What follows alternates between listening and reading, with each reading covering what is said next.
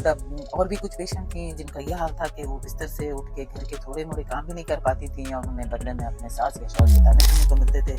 हमारे यहाँ सबसे ज़्यादा संगीन हो रहा है, उसका इलाज नहीं हो रहा। तो ये बीमारी किसी को भी हो सकती है, चाहे वो अमीर हो या गरीब। और इसके असरात क्या होते हैं? अगर इस बीमारी को नज़रअंदाज किया जाए तो रिश्तों में मसाइल, तालीम या मुलाजमत में मुश्किलात, यहाँ तक कि जिस्मानी बीमारियाँ जैसे दिल के अमराज और डेथ हुए, मैं उदास हूँ, तो जी वो सलाहबाद हुई तो मुझे डिप्रेशन हो गई, ये बिजली का इतना बिल आ गया मुझे डिप्रेशन हो गई, ये खर्चेत में ये महंगाई। हाई व्यूअर्स, डिफीट डिजीजेस की बीमारियों को हराने और सेहत जीतने और हमेशा सेहतमंद लंबी जिंदगी पाने के लिए आपकी गाइड, आपकी रहनुमा, आपकी दोस्त डॉक्टर शीरीन हमेशा की तरह आपके साथ साथ।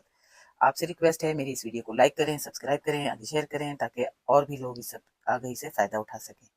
चलें आज मैं आपको अपनी इस वीडियो की इब्तिदा एक कहानी सुनाने से करती हूँ।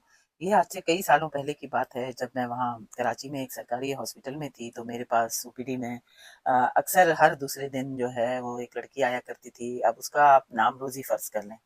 तो कभी उसके पेट में दर्द होता, कभी उसे चेस्ट में कोई मसला हो रहा था, कभी कोई बैक में मसला हो रहा था, कभी उसकी टाँगों में जान नहीं होती, कभी वो घबराहट का जो है वो बता रही होती कि यूँ, कभी वो कहती मेरा दिल किसी चीज़ में नहीं लगता है, कभी ये कि वो अपने आप को खुद ही बहुत ज़्यादा यानी हक़ीर समझने वाली बातें करती थी।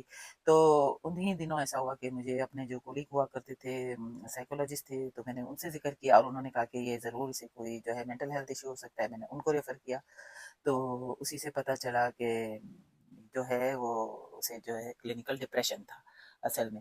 जो भी उसके कुछ घरेलू हालात भी ऐसे थे, अब मैं किसी की पर्सनल हालात क्या बयान करूँ और बताऊँ, तो वो उन हालात ही की वजह से नहीं थी कि आप समझें कि ये डिप्रेशन जो है वो उर्फ़ आम में जैसे हर एक ही कह रहा होता है, आज मैं डिप्रेस हूँ, ये मैं उदास हूँ, मुझे तो जी वो फलाँ बात हुई तो मुझे डिप्रेशन हो गई, ये बिजली का इतना बिल आ गया मुझे डिप्रेशन हो गई, ये खर्चे इतने, ये महँगाई इतने, मैं तो डिप्रेस हूँ। ये देखें, ये जो आम उर्फ़ आम में आप डिप्रेशन कहते हैं, ये कोई डिप्रेशन नहीं होता, ये एक किस्म की ज़हनी फ़िक्र होती है। जो डिप्रेशन है, वो क्लिनिकल जो डिप्रेशन है, उसकी वो जो है अलामात वो ज़्यादा अलग हैं।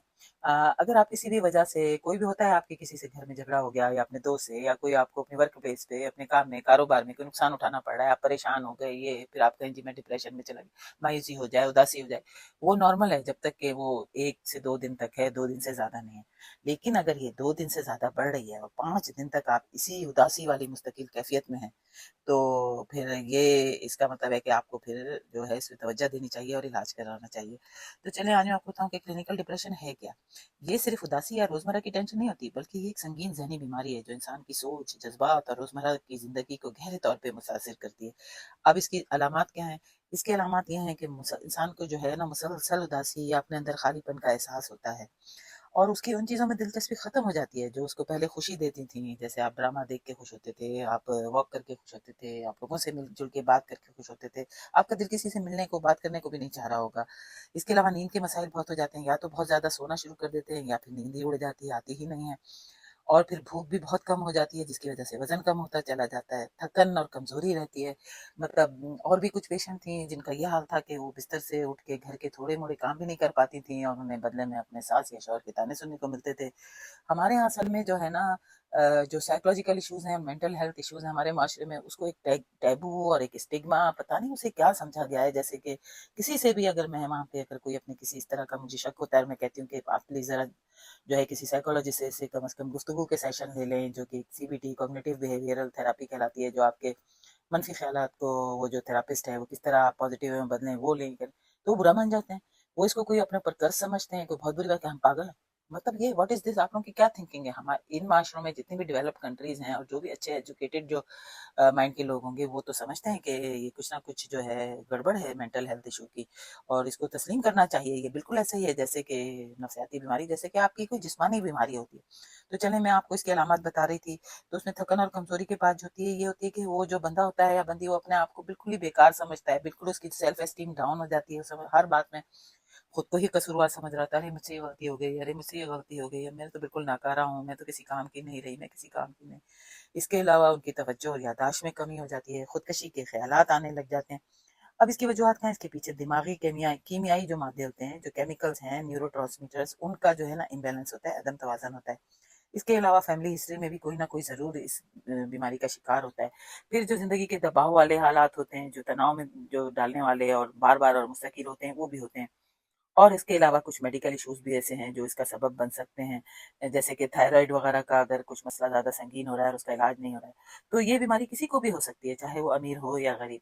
अब इसके असरात क्या होते हैं? अगर इस बीमारी को नज़रअंदाज किया जाए तो रिश्तों में मसाइल, तालीम या मुलाज़मत में मुश्किलात और हत्ता कि जिस्मानी बीमारियाँ जैसे दिल के अमराज और डायबिटीज़ भी बढ़ सकते हैं। सबसे बड़ा खतरा खुदकशी का होता है, क्योंकि होता ही है कि क्लिनिकल डिप्रेशन में जो है ना आपको अपनी ज़िंदगी ख़त्म करने का बार-बार सोचें आती हैं। और जितने भी मैं समझती हूँ खुदकशी के वाक़यात होते हैं, वो दरअसल क्लिनिकल डिप्रेशन का ही नतीजा होते हैं। इसी तरह से एक और जो है ज़हनी बीमारी है, मतलब जो बाइपोलर डिसऑर्डर है उसमें, क्योंकि कभी-कभी डिप्रेशन बहुत ज़्यादा बढ़ जाता है, तो उसमें मुब्तला लोग भी खुदकशी के थॉट आने की वजह से, सोच आने की वजह से खुदकशी कर बैठते हैं। तो इसमें अच्छी खबर ये है कि इसका इलाज मुमकिन है। डॉक्टर्स जो हैं अच्छे, आप जो है किसी, अगर इस तरह की उसका शिकार किसी को देखें अपने करीबी को, तो डॉक्टर्स इसके लिए जो है आप रुजू करें किसी अच्छे जो है साइकियाट्रिस्ट से, माहिर नफ्सियात से, जो एंटी डिप्रेसेंट अद्वियात देंगे। इसके अलावा साइकोथेरेपी होती है, जैसे मैं बता चुकी हूँ, सीबीटी होती है, कॉग्निटिव बिहेवियरल थेरेपी, ये बहुत मददगार साबित होती है।